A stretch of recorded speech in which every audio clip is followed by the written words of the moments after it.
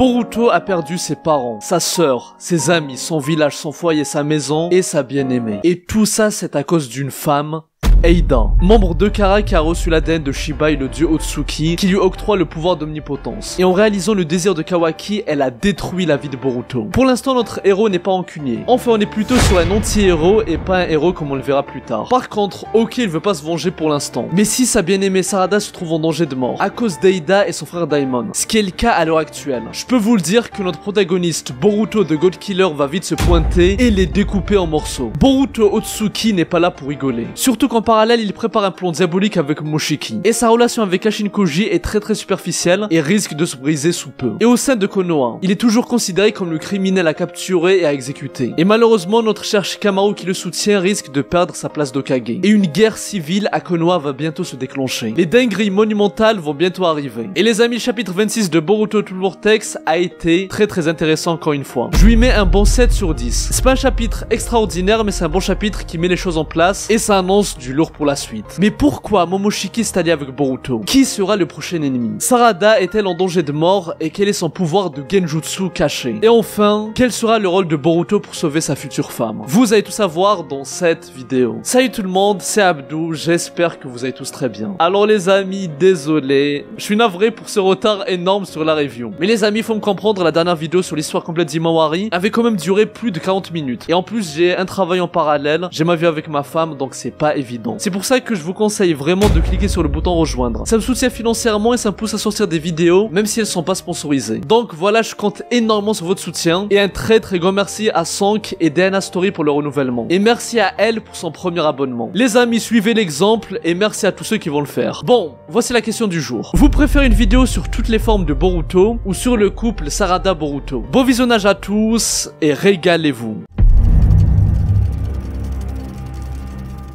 Boruto le mafieux menace son habit d'enfance. Inojin remis de ses graves blessures. Il semble avoir des sentiments envers Himawari. Le chapitre commence à la maison des Uzumaki, où Himawari vit actuellement toute seule. Et on voit Inojin, le fils d'Ino Esai, qui lui offre son miel préféré, qui est souvent en rupture de stock. Ce qui va rendre Himawari très contente. Et on ressent clairement qu'Inojin est reconnaissant envers elle, vu qu'il a survécu contre Jura grâce au pouvoir de guérison d'Himawari. Et concernant les sentiments cachés d'Inojin, on va avoir la confirmation juste après. Inojin Yamanaka, j'ai quelques questions à te poser. Le crapaud de Kashin Koji apparaît devant le fils de Sai. Et ce dernier va être pris de court par la question du clone de Jiraiya Sensei. Tu sembles avoir des sentiments amoureux pour Himawari Uzumaki. Et là, Inojin va se mettre à rougir. Et cette réaction confirme le fait qu'il est bien amoureux d'elle. Et les amis, fallait s'y attendre. Et je trouve que l'anime a fait un très bon travail pour la mise en avant de cette relation. Parce qu'en effet, dans l'épisode 33 de l'anime, qui n'existe pas dans le manga, la toile aux monstres fantomatiques en péril. J'en ai parlé dans ma dernière vidéo sur l'histoire complète d'Himawari. Et les amis, je vous invite à aller la regarder, c'est une vidéo très qualitative. Mais bref, dans cet épisode, Inojin participe à un concours d'art et va être choqué quand Himawari remporte le concours parce qu'il juge que le dessin d'Himawari est inférieur à son art. Et entre nous, il n'a pas tort. C'est quoi ce dessin cataclysmique? Mais bon, au cours de cet épisode, il va comprendre ce qui compte le plus dans l'art. En fait, après avoir demandé à Himawari d'être son sensei, pour comprendre pourquoi elle a perdu ce concours, elle va lui transmettre la chose la plus importante dans l'art, le fond et non la forme. Il faut mettre de l'émotion dans ses dessins. Et depuis ce moment, Inojin a de l'admiration envers Himawari. Et dans tout le vortex, on a vu que leur relation évoluait. Après qu'Himawari s'est retrouvée orpheline, et sans son grand frère Boruto, la team 10, Shikada et Chocho et surtout Inojin ont été présents pour elle, que ce soit au niveau de son entraînement ou en termes de soutien émotionnel. Ils ont tout fait pour qu'elle ne ressente pas de solitude, et lui montrer qu'elle avait des gens sur qui elle pouvait compter. Et dans le premier arc de tout le vortex, on a vu à quel point Inojin tenait à Himawari. Dès que Jura Hidari sont entrés à Konoha, il a vu qu'elle était inquiète, et l'a directement rassurée en lui disant qu'il fera tout pour la protéger. Et Inojin a tenu sa promesse. Lorsque Jura ciblait Himawari, car elle abritait en elle Kurama le démon renard à 9 queues, quand tout le monde était tétanisé devant le démon Hadziki originel, et qu'il s'apprêtait à dévorer la fille de Naruto, c'est Inojin et personne d'autre qui a porté ses responsabilités, et a foncé vers Jura pour sauver Himawari, malgré la différence de niveau abyssal entre les deux. Le pauvre s'est même retrouvé avec un trou énorme dans l'abdomen. D'ailleurs, jusqu'à présent, Jura le pense mort, et ça montre à quel point il était très mal au point. Par contre, Himawari tient aussi à Inojin. C'est d'ailleurs lui qui a permis l'éveil de sa puissance cachée, car elle ne voulait pas perdre son ami cher à ses yeux. Mais faut pas tout mélanger, parce que là, on a Inojin, enfin on a la confirmation qu'Inojin a des sentiments amoureux amoureux envers Himawari. Mais malheureusement pour lui, je pense que ce n'est pas réciproque. Himawari a l'air de le considérer comme un ami. D'ailleurs, dites-moi ce que vous en pensez dans les commentaires. Mais moi perso, j'ai pas envie qu'Himawari finisse avec Inojin. On parle quand même de la fille de Naruto. Finir avec le fils d'Ino et Sai, je trouve ça un peu naze sur le papier. Regardez par exemple Boruto qui finit avec Sarada, ça c'est lourd. De 1, il y a du vécu entre eux, et de 2, leurs enfants seront surcheatés. Du sang d'Uzumaki, d'Uchiwa d'Hyuga, et c'est l'union d'Enotsuki et d'une humaine, vu que Boruto est maintenant considéré comme tel. Alors que voir Himawari finir avec Inojin, ça serait très décevant. Après bon, vous allez me dire que ce qui compte c'est les sentiments et pas la génétique. Et les amis, vous avez raison. Mais là, on est dans un manga où la génétique est trop importante pour balayer ça. As-tu envie de protéger cette fille? Inojin répond avec conviction à Kashin Koji, qu'il souhaite tout faire pour protéger la fille qu'il aime. Et là, le clone de Jaa Sensei a eu la confirmation qu'il voulait. Même si, en soi, il a déjà vu le futur, avec son pouvoir divin de Jippo. Et du coup, il connaissait à l'avance les réponses d'Inojin. Donc il n'a pas posé ses questions pour découvrir des réponses, mais plutôt pour arriver au futur voulu et convaincre Inojin de se joindre à lui. Parce qu'en effet, Kashin Koji va invoquer Inojin dans son repère. Exactement comme il avait fait avec Boruto durant l'ellipse, lorsqu'il était pourchassé par les ninjas Tsuna. Qui es-tu? Inojin se retrouve devant le grand Kashin Koji. Et franchement les amis, il a un flow de malade. Et je parle pas d'Inojin, je parle de Kashin Koji. Il fait clairement partie des meilleurs personnages à l'heure actuelle. Je suis Kashin Koji. Je me bats pour protéger cette planète de la menace des Shinju humains. Et Inojin se souvient de ce nom et fait lien avec l'organisation Kara. Par contre, d'après les informations officielles qu'il a, Kashin Koji est censé être mort. Et donc il découvre qu'il restait un survivant de Kara. Mais bref, ce qui va être drôle, c'est le retrouvaille d'Inojin avec son ami d'enfance. Je ne dis pas ça pour te menacer, mais il n'existe pas d'issue physique dans ce lieu. Tu n'as pas d'échappatoire. Mais ne t'inquiète pas, après la discussion, on te laissera repartir sain et sauf. Les amis, le seul et unique Boruto apparaît et encore une fois, il a un flow monumental. Oui, on peut dire que l'auteur force avec ça et fait toujours tout pour rendre Boruto classe. Mais là, je suis désolé, ça marche. C'est comme s'il était assis sur un trône. Et ça m'a fait penser que durant son entraînement avec Sasuke, il lui avait demandé s'il maîtrisait bien le style Uchiwa. Et là, bravo, on peut dire qu'il maîtrise ce style à la perfection. On aurait dit la position d'Itachi lorsqu'il attendait Sasuke pour leur affrontement fatidique. Et oui, Boruto se rapproche plus des Uchiwa que des Uzumaki en termes de charisme, de flow, d'attitude et de mentalité. D'ailleurs, la position de sa main m'a fait penser à Obito et Madara qui ont fait la même pose. Ah oui les amis, ce qui me tue, c'est qu'on a affaire à deux SDF. Ils ont un trône, un lit, un sac de couchage, j'en sais rien. Mais où est-ce qu'ils trouvent tout ça? Je le dis et je le redis, on a devant nous deux malfaiteurs, deux voleurs. Vous pouvez les appeler comme vous voulez. Mais bref, ce qui va être dingue, c'est que Boruto ne rigole pas. Il explique clairement à Inojin que là t'es coincé. T'as intérêt de faire ce qu'on te dit, sinon tu ne pourras pas repartir chez toi. On n'est pas devant un simple ninja renégat, on est devant un malfaiteur, un anti-héros prêt à tout pour atteindre son objectif. Et je reparlerai de ça dans la suite de la vidéo parce que l'attitude de Boruto est très intéressante à analyser. La fin du 8ème Hokage Shikamaru Nara. Shikamaru, est-ce que tu m'entends? Kashin Koji a réussi à contacter Shikamaru et on comprend qu'ils ont demandé de l'aide à Inojin afin d'utiliser ses capacités sensorielles du clan Yamanaka et pouvoir entrer en communication avec Shikamaru et ainsi éviter que quiconque découvre que Shikamaru a trahi le village et s'est allié avec Boruto et Kashin Koji. Et si vous vous rappelez, au départ c'est Ino qui gérait cette transmission, mais lorsqu'elle a vu que son fils a failli mourir et que Shikamaru lui demandait d'aider à sauver Boruto de son emprisonnement, elle était catégorique. Elle ne veut pas aider un ninja renégat. Surtout que les communications non officielles utilisées à but personnel sont totalement interdites au sein du village Konoha. C'est pour ça qu'Ino a décidé d'arrêter de l'aider, pour le bien de sa famille et de la réputation de son clan. Donc, vous voyez où je veux en venir. Actuellement, si Ino découvre que maintenant ils utilisent son propre fils Inojin pour briser les règles et communiquer en secret, elle va être très en colère envers Shikamaru. Mais en vrai, on s'en fout de son avis.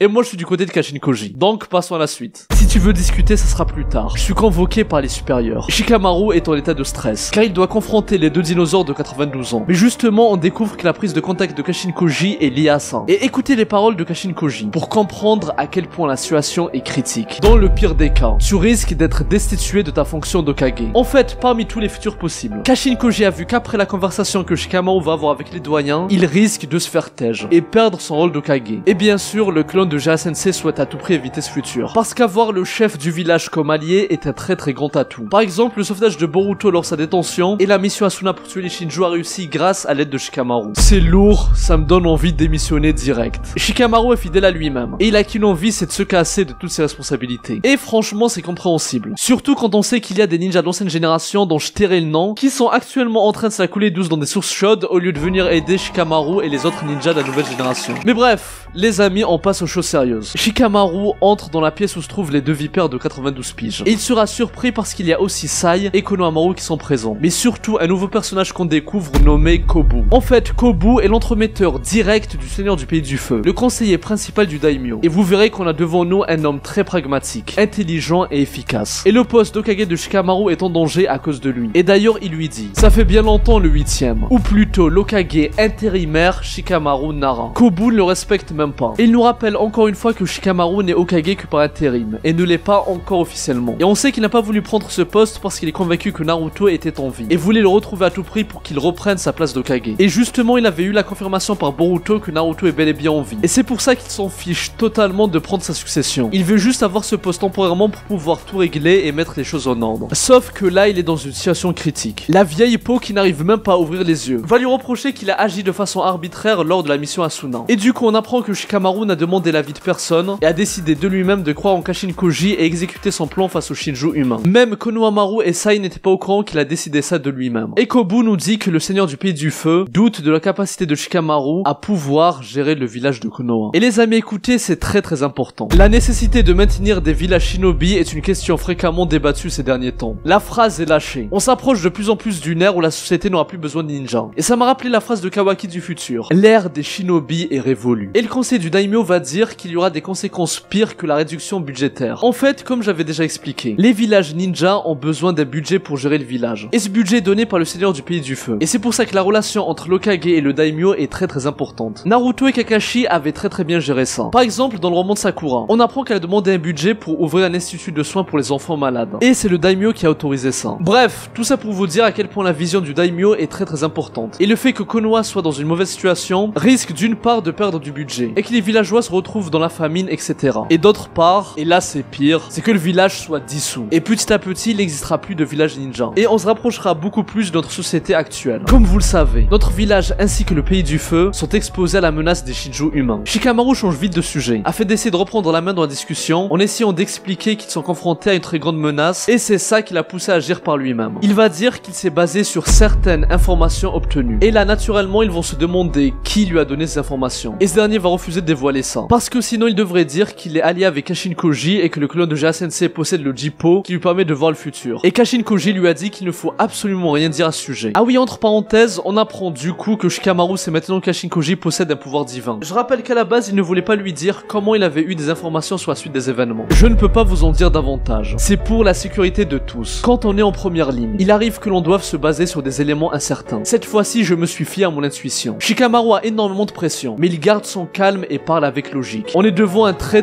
grand personnage. Notre cher Hokage assume son rôle, et il dit que si la mission avait échoué à Suna, il aurait accepté les conséquences. Et je trouve encore une fois que les deux dinosaures lui cassent les pieds, alors qu'il a quand même réussi à tuer deux Shinju humains. Les ninjas de Konoha sont sains et saufs, et ça a même permis de sauver Moegi et le Kazekage Gaara, ainsi que son fils Shinki. Ce qui permet entre autres de continuer de renforcer le lien entre Konoha et Suna, vu que c'est Kankuro lui-même qui avait demandé de l'aide à Shikamaru. Donc en soi, Shikamaru a tout bien fait. Et tout s'est très bien passé. Oui, Yodo est morte, mais on s'en fiche. Donc il n'y a absolument rien de négatif. La personne qui t'a fourni ces informations, ce n'est tout de même pas ce traître de Boruto. Shikamaru a chaud, parce que petit à petit ils sont en train de creuser et d'aller dans la bonne direction. Par contre, ils restent obstinés et sont convaincus que d'après les rumeurs, Boruto est celui qui dupe les villageois avec de fausses informations. Et Boruto s'est allié avec les Shinju pour détruire Konoha afin de se venger du village qu'il a expulsé. Les amis, ça fait très complotiste, et ça m'étonne pas d'eux. Mais en soi, quand on est touché par l'omnipotence, c'est pas délirant de penser comme ça. Et là, Konohamaru s'interpose et défend Boruto en disant qu'il lui a sauvé la vie contre Matsuri et que d'après lui, il n'a en aucun cas l'intention de nuire à Konoha. Imbécile, as-tu oublié? À l'origine, il a tué l'Hokage. On ne discutera pas avec un criminel. Les doyens sont catégoriques. Boruto est et restera un ennemi de Konoha, qu'il faut capturer et exécuter. Mais les amis, soyez très attentifs parce que la situation va empirer. Le nouveau personnage Kobu n'est pas là pour plaisanter et il reste très pragmatique. Il est d'accord sur le fait que la mission Asuna est une réussite. Par contre, si cette réussite est due à une alliance avec un criminel comme Boruto, c'est totalement inacceptable. Parce que ça voudrait dire que dans le noyau du village, il existerait un contact secret en lien avec un criminel. Et du coup, le prestige de Konoha prendrait un sacré coup. Et là-dessus, il n'a pas tort. Les autres nations vont se dire que Konoha est en train de s'allier et coopère avec Boruto, le criminel qui a tué l'Hokage. Et on ne parle pas de n'importe lequel. On parle de la légende Naruto Uzumaki. Sai Yamanaka, arrête et emmène Konohamaru Sarutobi. Je vais l'interroger moi-même. Konohamaru est en état d'arrestation. Et ça ne sera pas le seul. Parce que Kobu ordonne de retrouver et arrêter toutes les personnes qui ont été en contact contact direct avec Boruto. Lors de son interrogatoire, comment Boruto a-t-il pu se libérer et s'enfuir? Il doit nécessairement avoir un complice secret. On va le retrouver. Ça sent très mauvais pour Shikamaru. Et franchement, Kobu impose le respect. Parce qu'avec les informations qu'il a, il a réussi à avoir une analyse objective de la situation. Et a déjà compris qu'il y avait une top au sein du village. Et il a dit qu'il va arrêter toutes les personnes qui ont été en contact avec Boruto. Et du coup, Sai, qui a arrêté Konohamaru, va devoir à un moment donné arrêter sa propre femme et son propre fils, qui ont été au cœur de ce complot, vu qu'ils ont permis le contact direct entre deux criminels et l'Hokage lui-même. Sans oublier Sarada, Kawaki, Mitsuki ou encore Delta, qui ont été en contact avec Boruto lors de la mission Asuna. En tout cas, Sai aura peut-être un rôle à jouer, et va lui aussi devoir trahir le daimyo pour se ranger du côté de Shikamaru pour le bien de sa famille. Surtout que là, honnêtement, il joue le rôle des PNJ depuis le début de tout Boruto. Il ne sert à absolument que dalle. Aucune prise de décision, aucun risque, il ne sert à rien, zéro combat. Donc je pense et j'espère que Sai sera en moins utile dans tout le vortex. Mais bref, celui qui risque gros c'est bien Shikamaru. Parce qu'en plus de perdre son rôle d'Hokage, il sera traité comme un traître comme Sasuke et va en subir les conséquences. Et ça peut même toucher la réputation de son clan. Ah oui, dernière chose à noter, c'est que lorsque Konohamaru a commencé à défendre Boruto, Shikamaru allait s'interposer pour l'empêcher de parler. Mais Kashin Koji lui a dit de laisser faire et c'est parce que dans tous les futurs qu'il a vus, en laissant Konohamaru prendre la parole, les doyens et Kobu s'en focus sur lui et non sur Shikamaru. Et donc il a évité le futur où ce dernier déçu de son rôle d'Hokage. D'ailleurs, vu que Konohamaru était présent, je pense que si Shikamaru perdait son rôle, ça aurait été Konohamaru qui le succéderait en tant qu'Hokage intérimaire. Mais ouf, heureusement que ce n'est pas le cas. Et j'espère ne jamais voir cette fraude porter la cape d'Hokage. La discussion est terminée et on passe à une autre discussion très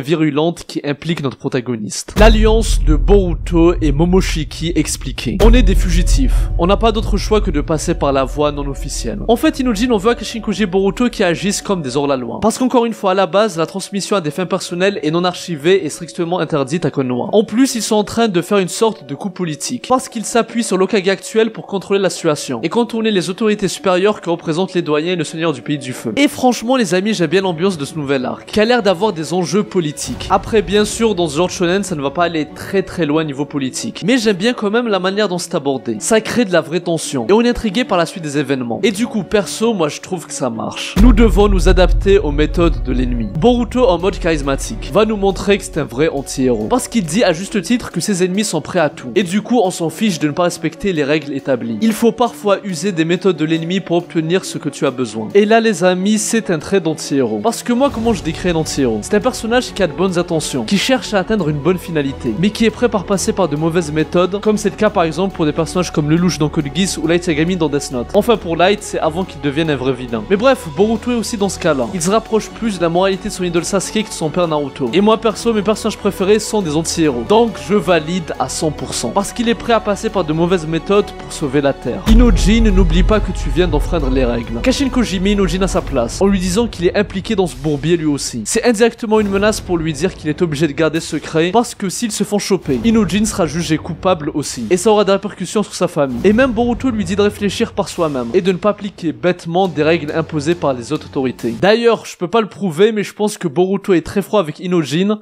parce que ce dernier est amoureux de sa sœur. J'ai l'impression qu'il était à deux doigts de le tabasser. Les amis, le plus drôle est à venir. Parce qu'écoutez la dinguerie monumentale que va dire Inojin. J'ai affronté Jura. La détermination et la force sont nécessaires pour protéger Imawari de ce monstre. Ouf! Les amis, je sais pas s'il est toujours atteint mentalement après sa blessure, parce que là il est dans un délire complet. Il pense vraiment qu'il a eu un combat genre équilibré contre Jura, alors qu'il s'est fait one shot comme un cafard. Bref, là on passe aux choses sérieuses. Boruto, as-tu terminé? À propos de Momoshiki, tu lui as proposé le marché, n'est-ce pas? Et Boruto répond simplement qu'il remplira son rôle sans répondre directement. Ce qui va énerver Kashin Koji, qui dit clairement qu'il n'aime pas son attitude. Mais Boruto n'est pas là pour plaisanter aussi. C'est ton attitude qui me gêne. Tu as passé sous silence tout ce qui ne t'arrangeait pas. Combien de personnes étaient censées mourir à Suna? Comme prévu, la relation entre Kashin Koji et Boruto est à deux doigts d'exploser. D'ailleurs, je m'attendais pas à ce qu'ils redeviennent aussi vite alliés, vu que Boruto l'a quand même trahi en révélant à Kawaki le secret derrière sa nouvelle puissance. Et il est parti affronter Jura, alors que Kashin Koji lui avait interdit. Mais bon, encore une fois, moi je comprends Kashin Koji. On est devant une personne pragmatique qui voulait orienter les choses vers la bonne direction pour pouvoir sauver la Terre. Par exemple, il voulait que Sarada éveille son Mangekyou Sharingan. Oui, il était prêt à sacrifier certaines personnes dans les proches de Boruto. Et c'est ça qui plaît pas à Boruto, parce que lui, il n'a pas la même vision. Et il est en colère. Et même de son côté, ça reste compréhensible. Parce que Kashin Koji lui cache des choses, et lui dit que ce qui lui arrange. Donc, en quelque sorte, il utilise Boruto comme un outil, afin d'arriver au futur qu'il vise. Quitte à sacrifier les proches de Boruto, et aller à l'encontre de sa vision. Les amis, ça montre clairement que ces deux-là ne supportent pas. Mais ils sont obligés de coopérer l'un avec l'autre, parce que chacun a besoin de l'autre. Boruto a besoin des informations détenues par Kashin Koji, qu'il a obtenues via son Jippo. Et Kashin Koji a besoin de Boruto, qui est son arme ultime pour vaincre Jura. Ensuite, Kashin Koji lui demande s'il a d'autres critiques puériles à lui faire. Mais Boruto lui dit que c'est une perte de temps. Au vu de leurs différentes visions, ça ne sert à rien de débattre. Mais les amis, deux points importants à retenir. Le premier, c'est comme l'avait prédit le grand Sasuke Uchiwa. Sarada va être très important dans le futur, et la menace qui plane sur Konoha ne pourra être sauvée que par elle et Boruto. C'était ce qu'il pressentait, et c'est ce que nous dit Kashin Koji. C'était super important que Sarada éveille ses nouveaux pouvoirs. Mais bon, on en reparlera à la fin de la vidéo. Deuxième point important, c'est que d'après ce qui est dit, Kashin Koji est au courant que Boruto a proposé un marché à Momoshiki. Donc, c'est fort possible que l'idée vient en fait du clone de Jiraiya Sensei. Il a vu que pour vaincre Jura, il n'y avait pas d'autre choix que de s'allier avec Momoshiki, quitte à accepter un plan diabolique. Choisissons la voie des ténèbres. Les amis, préparez-vous, on aura un plot twist de fou furieux dans le futur. En rapport avec l'alliance de Boruto et Momoshiki, et personne n'est prêt. Est-ce que Boruto a respecté cette fois-ci le plan de Kashin Koji? Ou est-ce qu'il a décidé encore une fois d'agir de façon solitaire? On le saura dans les prochains chapitres. Par contre, Boruto et Kashin Koji ont l'impression d'avoir la main dans cette partie d'échecs, et qu'ils vont réussir à manipuler Momoshiki. Mais ce qu'ils ne savent pas, c'est que le vrai manipulateur, c'est Otsuki Momoshiki, le souverain du désespoir. Ou encore Borushiki, The God Berserker. Et les amis, je n'en ai pas parlé pour l'instant, mais sur la cover, dont j'ai dit qu'elle était excellente, on voit Momoshiki dans une position très stylée, et le narrateur nous dit: le fil de l'araignée descend dans les fins fonds de l'enfer. Et les amis, le fil de l'araignée est une sorte d'image d'un conte japonais. Mais bref, ce qu'il faut se dire, c'est que ça symbolise une fine lueur d'espoir entre l'enfer et le salut, mais aussi un fil fragile prêt à rompre. Et moi, je vais vous le dire clairement, je suis convaincu qu'il s'agit d'un indice, que l'alliance entre Boruto et Momoshiki ne tient qu'à un fil. Et donc Momoshiki, qui était dans une sorte de désespoir, faisait une sorte de bait pour attirer Boruto, tel un fil de l'araignée. Et ensuite Boruto, qui a accepté ce bait, va donner son corps à Momoshiki, mais cette fois-ci ça ne se passera pas comme prévu. Momoshiki fera la terreur sur terre. Et les amis, j'ai hâte de voir ça. Borushiki dans tout le Vortex sera la plus grande dinguerie monumentale qu'on aura vue. Boruto sauve sa femme et se venge. Tu m'entends, Shikamaru? Quelle est la situation? Shikamaru prévient Kashin Koji que Konohamaru était emmené dans la salle d'interrogatoire, et que c'est qu'une question de temps avant que lui aussi se fasse interroger. Mais ce qui est bien, c'est qu'ils ont évité le futur où il perd son rôle d'Okage. Et justement, Kashin Koji lui dit que pour livrer la prochaine bataille, il doit rester Okage. Dans environ une semaine, le Shinju humain Mamoshi va apparaître à Konoha. Sa cible est Eida. Les amis, pas de perte de temps dans tout le Vortex. On enchaîne direct avec la prochaine bataille contre les Shinju humains. Et Kashin Koji via son Jippo va nous révéler les compétences de Mamushi et comment les contrer. Il s'agit clairement du prochain Shinju éliminé. Mais on va découvrir quelles sont ses compétences dans les prochains chapitres. En tout cas, on a un indice dans une des visions de Kashin Koji. Après la mise à jour suite aux actions de Boruto qui ont changé le futur, dans une de ses visions, on voit que Mamushi a l'air de pouvoir se dédoubler. Et ça risque d'être un point faible pour Daimon, qui sera probablement son adversaire. Il semble que j'ai été ému sans le vouloir. En parallèle, dans le domaine des Shinju humains, Jura va pleurer une nouvelle fois après avoir lu un livre. Et ça me tue à quel point il est sensible. J'ai l'impression chaque chapitre, on voit Jura qui pleure. On est devant un antagoniste ou un pleurnichard? Au bout d'un moment, faut se décider. Mais bon, il nous dit que la dernière fois qu'il a pleuré, c'était les larmes de Matsuri qui mélangeaient colère et tristesse envers Konohamaru qui l'a trahi. Parce qu'en fait, en tant que chef des Shinju, il est lié à tous les autres Shinju. Et donc, les larmes qu'il avait eues, ce n'étaient pas les siennes, mais plutôt les larmes d'un autre Shinju qui était Matsuri à ce moment-là. Par contre, il nous dit que parmi cette douleur, il y avait aussi un sentiment d'amour. Et Hidari va être intrigué et ne sera pas répugné cette fois-ci. Et ça nous montre que leur quête continue afin de pouvoir dominer leur sentiment d'amour et de ne pas se faire avoir comme les humains. Et on finit avec le gros dégueulasse Mamushi qui regarde des magazines qui va oser prendre la parole en nous disant qu'il a pris Eida pour cible parce qu'il souhaite la dominer. Dévorer toutes les informations contenues dans ces excellents gènes. Je n'ai rien à faire de l'amour. Nous les Shinju humains en tant qu'espèce, nous devons prospérer davantage. Oui, ces antagonistes sont très intéressants. Mais perso, je préférais le flow de l'organisation Kara. Parce que oui, Jura par exemple, il y a un vrai potentiel en termes d'écriture. Mais dommage qu'il n'y ait pas un chara design aussi charismatique que Jigen par exemple. Mais bon, passons aux choses sérieuses. Quand vas-tu déclarer tes sentiments à Boruto? Eida, Sarada et Sumire continuent de discuter d'amour. Et les amis, regardez bien. On a Sarada qui sert un coussin. Et bon, vous allez me dire, Abdou, pourquoi tu me parles d'une chose aussi débile, aussi osef? En fait, c'est important à préciser, parce que c'est un parallèle avec leur toute première rencontre dans la partie 1. Sarada serrait aussi un coussin à ce moment-là. Et c'était là où la mission donnée par Shikamaru avait commencé. Il s'agissait de faire semblant d'être envoûté par le pouvoir de séduction d'Eida. bien. Alors que je le rappelle, ni Sumire ni Sarada ne sont séduits par elle. Ce sont les deux exceptions pour le moment au sein du village Konoha. En enlevant bien sûr les Otsutsuki comme Boruto, Kawaki et son frère Daimon. Mais bref, Shikamaru leur avait dit qu'il ne fallait pas qu'ils se fassent choper. Parce que si jamais il fallait tuer Eidan, ces deux-là pourraient faire le nécessaire. Et il ne fallait surtout pas se faire avoir par Daimon. Parce que si Daimon sait que tu n'es pas envoûté par Eidan, tu deviens une menace envers sa sœur. Et du coup, il n'hésitera pas une seconde à te tuer. Mais les amis, vous verrez qu'à cause de leur amourette à 2 balles, elles vont totalement échouer cette mission. Mais bref, revenons petit à petit dans la conversation. Sarada dit qu'elle n'est pas prête à déclarer son amour pour Boruto. Parce qu'il a d'autres choses qui le préoccupent en ce moment. Et c'est vrai, Boruto n'a pas que ça à se préoccuper d'amourette de lycéen. Mais Sumire, elle, dit qu'elle pourrait lui déclarer son amour d'un coup subitement. Et ça montre à quel point ce perso se rapproche d'Hinata, qui avait fait exactement la même chose dans Shippuden. En effet, elle avait dit « Je t'aime » à Naruto d'un seul coup dans l'arc Pain. Elle va être toute excitée, toute contente, comme une fan de télé-réalité. Et elle dit qu'elle va scruter H24 Sumire pour ne pas rater ça en live. Mais d'après ce que dit Sumire, ce ne serait pas impossible que Sarada, elle aussi, dévoile son amour à Boruto d'un seul coup. Et moi aussi, je pense que maintenant qu'elle est libérée de ses chaînes, enfin libérée de son complexe, on pourrait finalement avoir une déclaration d'amour plutôt que prévu. Même si, honnêtement, on regarde pas un shonen pour ce genre de choses. Les amis, c'est là que tout va basculer. Au fait, vous deux, vous n'êtes pas captivés par moi, n'est-ce pas? Eida n'est pas dupe. Elle a pigé que ces deux-là n'étaient pas affectés par son pouvoir de séduction. Et la tension va monter. Sumire va se rappeler des directives de Shikamaru, de faire semblant d'être envoûté. Mais ces deux-là ont totalement oublié cette mission, pour parler de leur amourette au lieu de se focus sur quelque chose de plus important. La mission a totalement échoué. Et à présent, c'est fini, leur vie est menacée. Si Eida et Daimon le découvrent, ils ne vous laisseront peut-être pas en vie. Les amis, Sumire et Sarada sont en danger de mort. Et n'oubliez pas qu'Eida et Daimon n'ont pas montré tout leur potentiel. Je rappelle que dans les premiers chapitres où elle apparaît, elle avait même fait un chute à Daimon pour qu'il ne dévoile pas leurs autres capacités. Donc concrètement, on n'a encore rien vu. Mais je vous le dis, si Eida ose toucher à Sarada, Boruto va débarquer et va la défoncer. Surtout que je rappelle que c'est à cause d'elle qu'il a dû fuir le village. À cause de son pouvoir d'omnipotence, il a tout perdu. Ses parents, ses amis, sa sœur et sa bien-aimée. Donc si elle ose toucher la fille qu'il aime, il va venir la découper en morceaux comme il l'a fait pour Matsuri. Et j'espère qu'on va prendre cette direction dans les prochains chapitres. Mais bon, après tout ce blabla, on a enfin notre moment de bagarre. Sarada dévoile son genjutsu ultime contre Daimon. Daimon se rapproche de Sarada, qui sent que leur vie est maintenant menacée. Elle éveille d'un coup son Mangekyou Sharingan Uirume, montrant qu'à présent, elle maîtrise parfaitement son nouveau pouvoir. Mais Daimon se déplace super rapidement. Contrairement à Sumire, Sarada réussit à le suivre. Et ça montre que la capacité de perception de son Sharingan est exceptionnelle. À l'instar de son père Sasuke qui arrivait même à voir les mini-bâtons de Jigen qui rétrécissaient via son Sukuna Ikona. On a bel et bien devant nous la fille d'Okage de l'ombre. Même si Sarada arrive à le suivre, elle n'est pas assez rapide pour réagir. Daimon leur chope leur coup et maintenant il peut leur détruire la nuque et les tuer sans difficulté. Tu as tenté de faire quelque chose à l'instant Sarada. Tu voulais utiliser ton fameux Mangekyou Sharingan. Tu peux faire ce que tu veux, ça ne sert à rien si tu meurs avant. Les amis, la tension est à son paroxysme. Et j'ai kiffé la scène de ouf. Parce qu'on voit à quel point les deux filles sont effrayées et que Daimon est sans pitié. On a clairement devant nous l'un des personnages les plus puissants du verse. Même si perso je suis toujours pas fan de son car design et je le trouve très moche. Mais bon,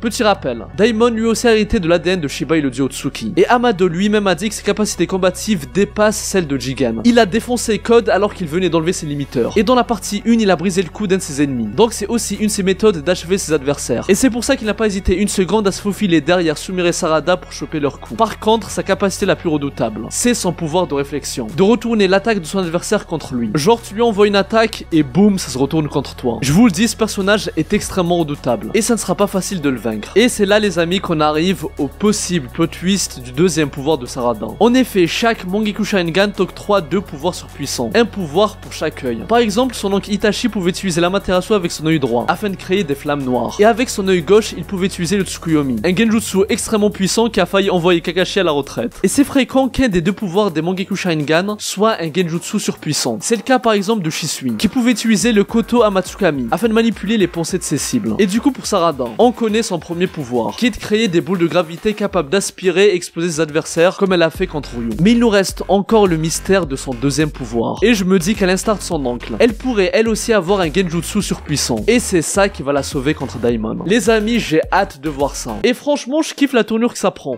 Parce qu'on a une partie politique, stratégique, et une autre partie d'action qui nous annonce des nouveaux combats. Mais bref, on parlera de tout ça une prochaine fois. Les amis, pour le prochain chapitre, j'essaierai d'être dans les délais, c'est-à-dire en moins de sortir à la fin du mois. Et encore une fois, désolé pour ce retard énorme. Et les amis, je vais être chiant, mais je vous le redis, quand par exemple il n'y a pas de sponsor, c'est pas évident de se motiver à faire beaucoup de vidéos qui sont des vidéos longues, alors que j'ai un travail à côté. C'est pour ça que je vous demande de cliquer sur le bouton rejoindre. Ça m'aide financièrement et ça me motive à sortir beaucoup plus de vidéos. Surtout que là, actuellement, je suis en train de viser réaliser 2 vidéos sur cette chaîne et une sur la chaîne secondaire par mois. Les amis, je vous le dis, le prime d'Abdou-kun est encore très loin d'arriver. Mais pour que ça arrive, j'ai besoin de votre soutien. Voilà tout, moi je vous dis à très bientôt et que la paix soit sur vous. Eru, Psy, Konkuru.